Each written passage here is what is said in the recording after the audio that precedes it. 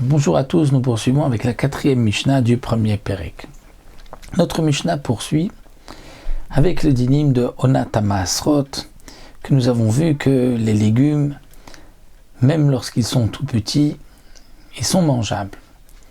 Alors que les fruits, au départ, ils ne sont pas mangeables, donc il y a un moment où, ça y est, on va dire, on est arrivé à Onat HaMaasrot, à partir de ce moment-là, c'est le moment de Maasrot, on pourra prélever le Maaser.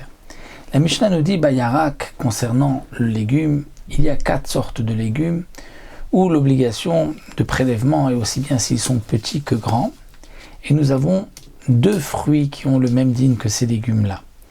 Alors, dans Yarak, les légumes, c'est Akishouim. Kishouim. Kishouim, c'est ce que l'on traduit généralement par les concombres. On traduit les courgettes, mais il semblerait que ce soit les concombres. Adlouim, la courge, Ve'avatirim serait le melon. Aujourd'hui, on traduit Avatirim comme étant la pastèque.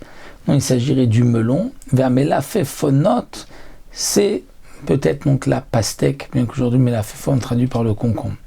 Donc, Kishouim, on traduit par le concombre. Dlouim, c'est les courges. Avatirim, le melon. Ve'amelafefonot et la pastèque. Atapurim, les pommes. Ve'etrogim et le cédra, le etrog. Chavim Gdolim Uktanim, il y a une obligation de prélever Tumot Maasot lorsqu'ils sont petits comme lorsqu'ils sont grands, parce que même lorsqu'ils sont petits, ils sont déjà mangeables, et donc ils sont déjà arrivés à Onat HaMaasrot, donc si on prélève, le prélèvement est valable.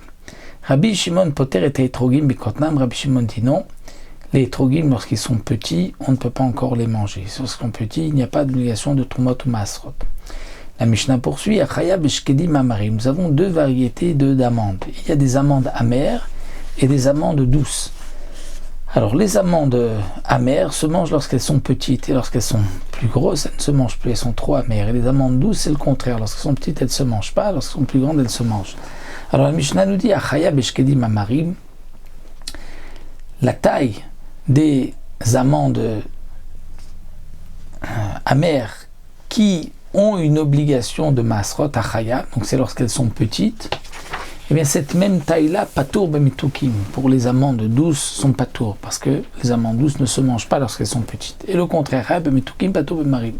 Ce qui est Chaya pour les amandes douces, donc lorsqu'elles sont plus grandes, sont Patour pour les amandes amères, parce que lorsqu'elles sont donc plus grandes, elles ne se mangent pas, elles sont trop amères.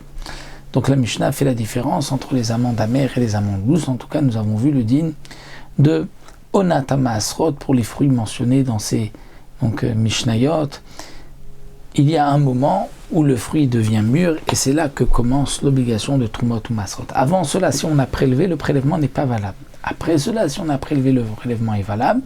Malgré tout, on ne prélève pas tant qu'on n'a pas fait le Gmar Melacha et qu'on n'a pas rentré aussi la récolte dans la maison. Ça, c'est ce que nous allons voir dans la prochaine Mishnah. Il faut qu'il y ait un Gmar Melacha, terminer le travail des fruits. Donc jusqu'au Gmar Melacha, on peut manger d'une manière araï, c'est-à-dire d'une manière provisoire. Ensuite, il y aura donc une interdiction, comme nous le verrons, dès le moment où il y a le Gmar Melacha, où là on ne pourra plus manger tant qu'on n'aura pas prélevé. Voilà, nous arrêtons à la 5e Mishnah.